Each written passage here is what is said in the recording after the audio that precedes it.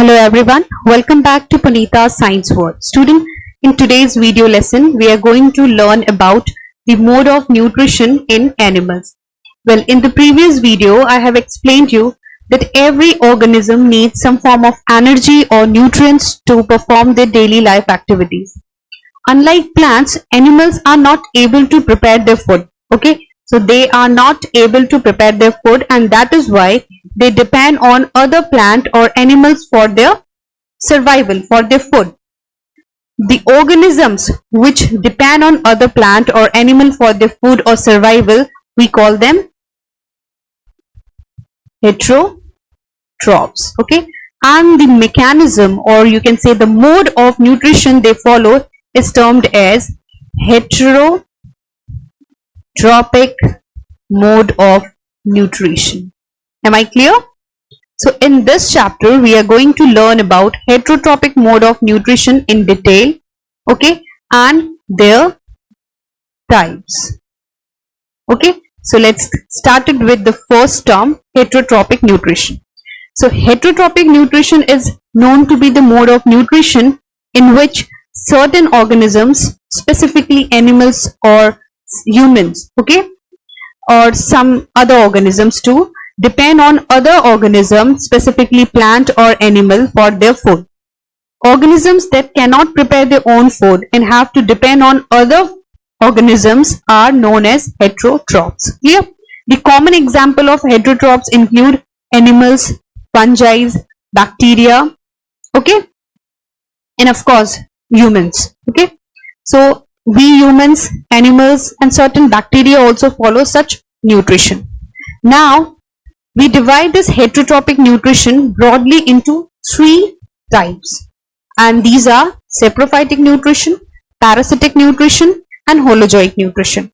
So basically saprophytic nutrition, which takes place in saprophytes, okay, the organisms are called saprophytes.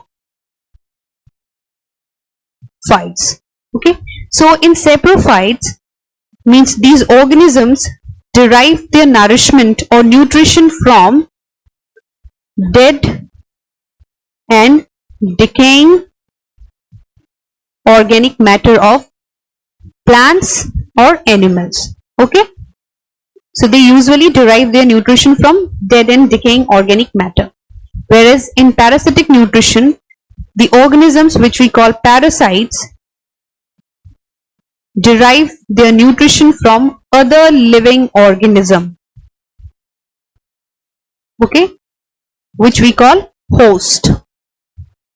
So they means these parasites usually depend on the host organism for their food nutrition. Okay, in holozoic nutrition, which is basically a complex process which involve 5 important steps or stages, is seem to be present in most of the unicellular organisms as well as in humans. This we will discuss later.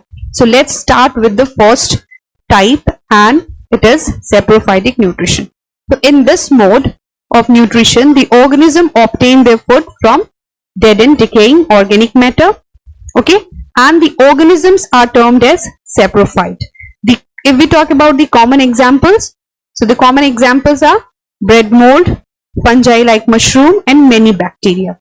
Now if we talk about the mechanism, how saprophytes derive their nutrition, so basically the fungi releases some digestive enzyme in the surrounding medium to convert the complex organic molecules such as sugar in simpler form such as glucose. Okay, this simple food is then absorbed through the body surface and is utilized for various activities by fungus. Clear?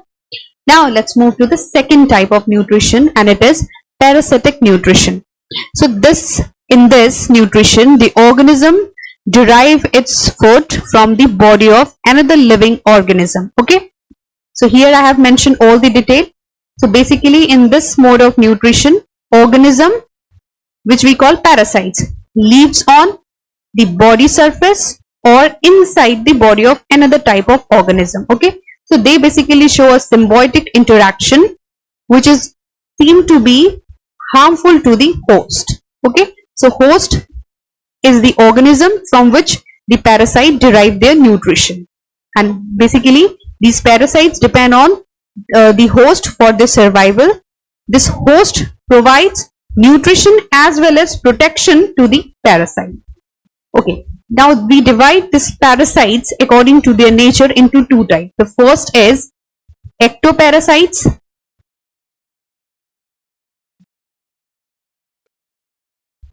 Ectoparasites, and second is endoparasite. Okay, so ectoparasite, where the parasite or the organism live outside the body of host. Okay, the best known example is mosquito. And if we talk about endoparasite, here the organism or the parasite live inside the body of host organism. Okay, and the most common example is Ascaris. Clear? So if we talk about the example, the two common examples that you frequently get in exam is are Cosqueta plant and mosquito. So now let us first discuss what is actually Cosqueta. So Cosqueta is a parasitic plant. Okay, it has no chlorophyll. It is a yellow colored tubular structures. Okay, they cannot, because they don't have chlorophyll, they cannot make their own food by photosynthesis. Instead, they grow on other plants using their nutrients for their growth, and gradually they weaken the host plant. Once they are firmly attached to a host, they grow, their root withers away. Okay, and you all are familiar with mosquito. Mosquito is an ectoparasite. It lives outside the body of host. Okay, and as I have just mentioned you that the parasitic nutrition involves a kind of nutrition where the organism, means the parasite, lives on the body surface or inside the body of host organism. Clear? They derive their nutrition from the host body. Fine. So now let's move to the third type of the nutrition, and that is holozoic nutrition. So in holozoic nutrition, basically it involves the ingestion of liquid. Ingestion is intaking, okay, of liquid or solid food material, or you can say the organic material, followed by digestion, absorption and assimilation. Okay, so this process actually involves taking in the complex substances and then converting them into simpler forms, which is further utilized by the cells for the different metabolic activities. Okay, this type of nutrition is specifically found in amoeba, and the nutrition in amoeba, from this part you will get question in exam. So this is one of the important part to be discussed. So let us first understand how nutrition takes place in amoeba. So first, when the amoeba senses the food particle, it projects its pseudopodia, after which it uses the process of phagocytosis, which is engulfing the food particle. Okay, so it projects its pseudopodia and engulfs the food particle. Okay, next the process of digestion takes place, where the vacuoles of the amoeba, which has a digestive enzyme, help in breaking down the food into complex food into simpler and easily digestible substances, after which the cytoplasm absorbs the digested food and leaves the undigested substances behind. And finally, the process of holozoic nutrition in amoeba ends when the cell membrane, so this cell membrane ruptures. Okay, the cell membrane ruptures to excrete the unwanted and undigested food substances. So this is how nutrition takes place in amoeba. So now holozoic nutrition involves 5 important stages.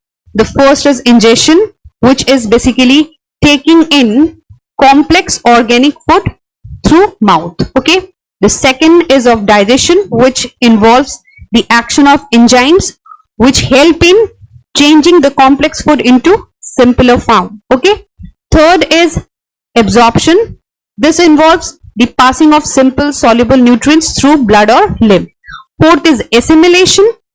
Assimilation is basically utilization of absorbed food for various metabolic processes. And fifth is egestion, which is actually expelling out the undigested food substances. The same mechanism also takes place in humans. Okay, so the human digestive system, when we will learn when we will study human digestive system, the whole mechanism can be discussed there also. Okay, I hope this whole chapter is clear to you. Okay, so in the next video we will discuss another important chapter. Okay, till then, goodbye students. Thank you.